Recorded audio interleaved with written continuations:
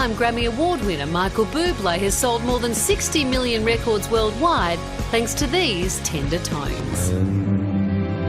I fall in love. When I Fall in Love marks his return after going on hiatus in 2016 to take care of his son. He and his wife have announced that their 3-year-old son Noah has cancer. They are putting their careers on hold to help him get well. With Noah now in recovery, the Canadian crooner has a new perspective on life and a renewed commitment to honouring the music he's always loved. I missed it. I really did. Ready to bust out his ballads, Buble's in the country for a one-off special event. I believe in starting over. I can see that your heart is true. I believe in love. You give me reason to. Would you please welcome Mr. Michael Buble? Michael, it's been 4 years since you were last in Australia. It doesn't seem embarrassing at all to ask whether you've missed all of us. Oh my God, I thought about you a lot, many times. Tell me more, man. Tell me more. Too.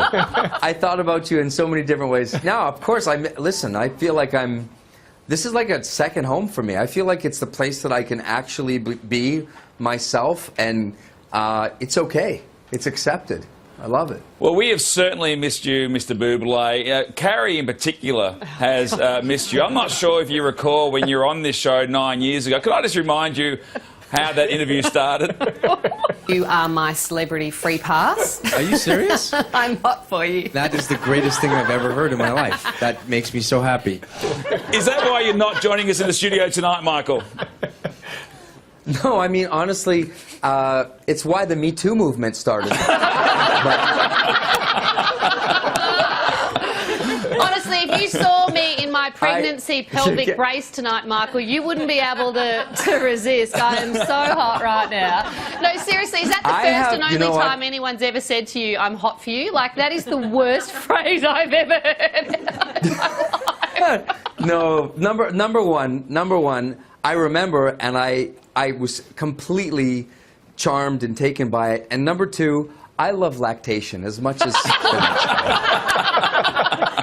Can you help a brother out and maybe make Carrie feel a bit better about herself? Like, surely you have a celebrity crush. Ooh, and a celebrity hall pass in your relationship. Everybody does, right? No, because I'm famous. It doesn't work that way. Right, it's just for us plebs. Because I could... Yeah, because I could... Well, I mean, I had a friend, actually, and his past, believe it or not, was Jennifer Aniston. And one night, I went to a party, and we walked down the stairs, and I promise you, Jennifer Aniston walked from across the hallway. She happened to be at the party, and she looked at my friend Karsten, and she said, "Hi, do we know each other?" Oh. And my idiot friend Karsten said, "No, you've got the wrong guy. It's obviously not me." And I remember leaving and looking at him and saying, "You idiot. You had a chance with Aniston." Michael, you have an album coming out in November. We're very excited about it. I think it's one of the first emoji-based album titles that I'm aware of. How do we pronounce the red heart emoji? And did you consider any other emojis? It's pronounced eggplant. Eggplant. Is there a donut there as well? Or? Oh. Could have at least said peach or something. God damn, why am I not there? Why am I here and not there with you? It's the first music that you've made in a couple of years, and there was a time when you said that you weren't sure if you would make music again. When did you sort of turn around in your own mind and think, I'm ready to jump back into this? Well, I think that's a serious question. I feel like my family, we needed to heal, I guess. I feel like I wanted a chance for us to move on, and more than that, I wanted my son to be able to move on. And I didn't want him to be forever sort of connected to this thing, and it's not fair for him. He didn't ask for that. And so, you know, there was that, and there was also that, you know, I love private jets and caviar. And no, I think it was mostly the other thing. I think I had to be ready to to come be out here and to talk about stuff. I knew I'd have to face it and acknowledge it, and you know what? I had there's a lot of garbage in the world and a lot of scary stuff and a lot of cynicism, and I felt like I had this opportunity, and I was blessed enough to be able to put love out there and to maybe make some baby-making music, and that meant a lot to me to be able to do that. Wow, chicka wow.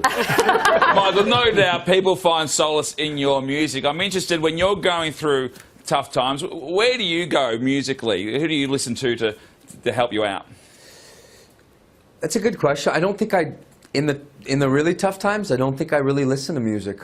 I think in the tough times, I think it's weird. I kind of do the opposite. I really kind of stick to sports and like politics, and I go to these places that I feel I can just completely they're emotionally void for me, and I can just concentrate on something else. So you may be the only person who's finding solace in politics at the moment, Michael. Well, if you're ever hurting badly and you need to laugh, you just watch Donald Trump. You mentioned your love of private jets, though. Is it harder travelling now away from the fam? You've got a new little bub as well. You got your 2 boys and a little girl. Is it hard, or are you loving the sleep-filled nights? I miss them, but I mean, I've never slept so well. It's been months, and it's funny because you guys, parents, I spend more time at home.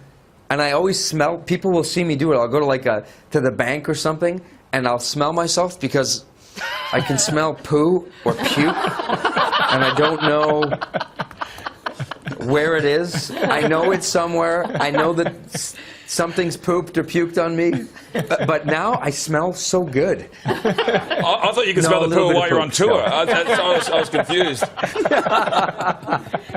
This is charming for the people standing next to you in the queue. Has life changed, though, now that you have a daughter? Yes. Well, I mean, listen, I think it's the same thing. I don't know. Biologically, it's obviously very different. And so for me, there was a lot getting used to about which way to wipe, this is a far less. This is a question you have to ask yourself. Sentimental response than we were imagining. Explains why he's always smelling poo. He's obviously wiping in some weird way. When you're in your 20s, Michael, you got to work out which way to. I don't see it there. I love. When you're in your 20s, Michael, you got to work out which way to swipe. When you're a bit older, you got to work out which way to wipe. That's a big difference. It's true. Now tomorrow night you're performing the closing ceremony, the closing performance at the Footy Stadium in Sydney. Are you tempted to make it a demolition party as well? Wouldn't that be the coolest thing? Yeah. To just end by going, "Cry me a river," just the whole thing coming down. It's cool. It's amazing.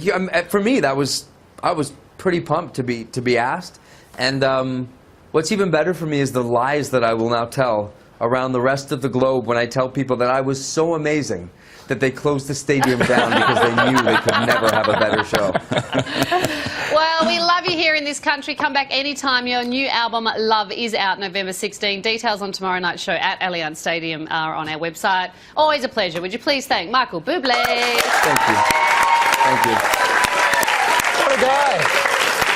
Always just the perfect guest to talk to, because he is just so fun and interesting and funny and there's rude. So much feedback and coming rude, in. Yeah. Everyone, Shane is saying Michael Buble sings like I sound in my head, but when I actually sing, doesn't sound like that at all.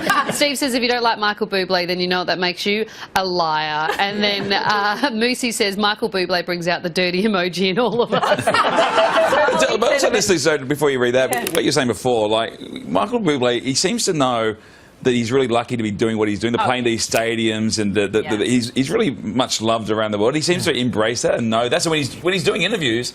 He actually enjoys it. Yeah. Yes, because we would meet a lot of people that sometimes you feel like there's a touch of contempt for this, like, oh, this is a pain in my butt. We've done 100 interviews. Exactly, but every time for him to bring it, I was just going to say that Tali said, I always forget how delightful, hot and funny Michael Buble is, and it's so true. I think he also seems to genuinely love Australia. I feel like a lot of celebs come here and say, I always love coming back here. I think the boob actually... I feel like he might be all of your celebrity free passes.